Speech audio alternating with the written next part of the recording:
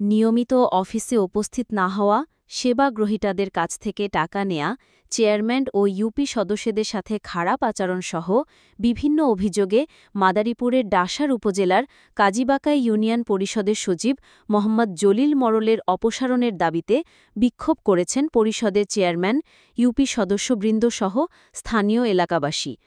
বৃহস্পতিবার দুপুরে পরিষদ কার্যালয়ের সামনে এ বিক্ষোভ অনুষ্ঠিত হয়। উপজেলা নির্বাহী কর্মকর্তা বলেন, ২ জন ইউপি সদস্য বিষয়টি আমাকে অবহিত করেছে। এ ব্যাপারে চেয়ারম্যানে ইউপি বা অন্য যে কেউ যদি লিখিত অভিযোগ দেন, তাহলে আমরা আইনের প্রক্রিয়া অনুসরণ করব এবং আইনগতভাবে যেটা করার সেটার উদ্যোগ নেব। এখানে ইউপি চেয়ারম্যান সহ ইউপি সদস্য আজকে বিক্ষোভ মানববন্ধন করছে তাকে অপসারণের দাবিতে। তো এই বিষয়টা কোনো অভিযোগ আপনার কাছে আসছে কিনা বা পরবর্তী পদক্ষেপ কি নিতে যাচ্ছেন স্যার? ধন্যবাদ। আমার কাছে কাজীবাকী ইউনিয়নের যে ইউনিয়ন পরিষদের প্রশাসনিক কর্মকর্তা আছেন, তার বিরুদ্ধে আজকে আমাকে লোকাল ২ জন মেম্বার তারা ফোন করে অভিযোগ দিয়েছেন যে টিসিবির মালামাল দেওয়া সংক্রান্ত কিছু ঝামেলা হয়েছে।